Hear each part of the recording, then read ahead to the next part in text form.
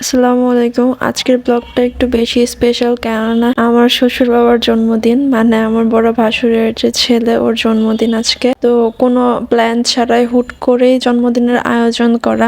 কিছুই করব না এরকম করেও আয়োজন করতে হলো। তো তাড়াহুড়োর মধ্যে আর কি করা যাবে, তখন লুচি করা হলো আর পায়েস করা হলো। যেহেতু ওর খুশি, তো আমাদেরও খুশি, ওর খুশির জন্যই সবকিছু করা। যাই হোক, আশা করছি পুরো ভিডিওটি দেখবেন এবং ভালো লাগলে অবশ্যই মতামত জানাবেন। আমি চেষ্টা করছি ছোট ছোট ক্লিপ দিয়ে আপনাদের সাথে আমার খুশির মুহূর্তটুকু তুলে ধরার। এখানে কেউ অন্য কিছু মনে করবেন না। তো আমি আমার লাইফের ফার্স্ট টাইম এরকম 2 কেজি আটার আমি লুচির ডো করলাম। তো এখানে আপু আবার পায়েস রান্না করছে, আমাকে দিল যে নাও খায় নাও। দুপুরবেলা বার্থডে বয়ের সাথে কিন্তু আমরাও পায়েস খেলাম একটু, আমি মা আপু সকালবেলায় পায়েস করে ফেলেছিল নিয়াজের জন্য, কিন্তু এখন যেহেতু মেহমান দাওয়াত করা হয়েছে তাই একটু বেশি করতে হবে। তো যাই হোক, এখানে একটু সন্ধ্যাবেলা চা খেয়ে নিচ্ছি। ডোটা রেস্টে দিয়ে তো অনেকক্ষণ টাইম দেওয়া লাগে, তারপর লুচি বানাতে হয়। তো সন্ধ্যাবেলা মা বলতেছে চলো আমরা চা খাই। আমি আর আমার শাশুড়ি মা সন্ধ্যাবেলা চা না হলেই হয় না। তো যাই হোক,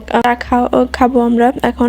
আসলে সব অমিল মিলের মধ্যেও এই চার ভালো লাগে, তার সাথে আমার খুব ভালো জমে যায়, কেননা আমি একজন চা পাগল মেয়ে। তো অন্তত সন্ধ্যাবেলাতে 1 কাপ চা না হলেই নয়। কার কার এমন অবশ্যই কিন্তু কমেন্টে জানাবা। আমার শাশুড়ি মা আর আমি প্রতিদিন সকালবেলা আর সন্ধ্যাবেলা চা খাই, নয়তো শুধু সন্ধ্যাবেলায় চা খাই বা শুধু সকালবেলা, এরকম হয়। এখন বলবেন আপুকে কি দেইনি, আসলে আপু চা খায় না এতটা, আর যেহেতু আপু প্রেগনেন্ট। দ্বিতীয় কথা আপু দুধ চা খায় না কোনো সময়, রং চা মাঝে মাঝে। এখন আমরা চলে আসলাম ওই লুচি বানানোর ডোতে। আবার দেখেন এখানে 2 কেজির আটার ডো আমি আর আমার ভাবি মিলে এখানে বানানো শুরু করছি। তো আমি তো ফার্স্ট টাইম করতেছি, আমি জানি না কতটুকু পরিমাপ নিতে হয়। আমি জিজ্ঞেস করতেছিলাম, প্লাস ভাবি আমাকে শিখিয়ে দিতেছিল যে কিভাবে কি করতে হয়। তো আমি পাকনামি করে আমি ভিডিও করব, তার জন্য আমি একটা ডো নিয়ে নিলাম একটা লুচি বানানোর জন্য। যদিও লুচির শেপ এত ভালো আসে নাই, যেহেতু আমি ফার্স্ট টাইম করতেছিলাম। ভুল ত্রুটি ক্ষমার দৃষ্টিতে দেখবেন অবশ্যই। আমি এটা জানি না কিভাবে করতে হয়, জাস্ট শেখার জন্য আমি করছি।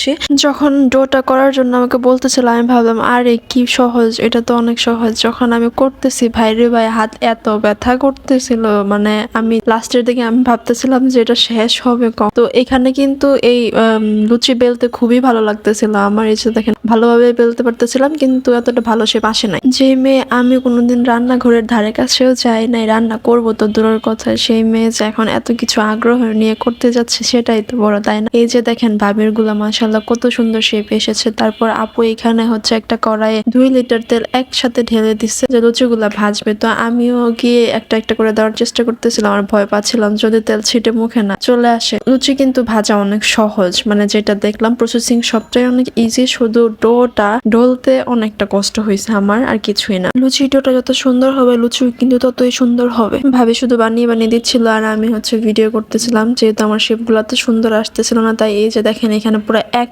পাতিল লুচি বানাইছে। 1 পাতিল না, প্রায় 2 পাতিল। ওইটা দেখানো হয় নাই। তারপর আমরা কেক আনতে চলে গেছিলাম। আমাদের এলাকাতে একজন ভালো কেক বানায়, ও রাতের বেলা ডেলিভারি দিতে পারবে না, তার জন্য আমাদের গিয়ে আনতে হয়েছে। তার বাড়িতে গিয়ে দেখি কি সুন্দর গাছ, মন চাচ্ছিল কিছু উঠিয়ে নিয়ে আসি। এই যে দেখেন বার্থডে বয়ের বার্থডে কেক কি সুন্দর, তার মতোই অনেক কিউট মাশাআল্লাহ। আমি একটু ছোট করে ডেকোরেশন করছি, জানি না কতটুকু সুন্দর হয়েছে, অবশ্যই জানাবেন কেমন হয়েছে। এই যে এখানে আমি বেলুন নিয়ে একটু সাজিয়ে ওকে খুশি করার চেষ্টা করতেছিলাম। চানাচুরের প্যাকেট খোলা হয়নি। ভিডিওটি ভালো লাগলে অবশ্যই একটি লাইক, কমেন্ট ও শেয়ার করে দিবেন। ধন্যবাদ।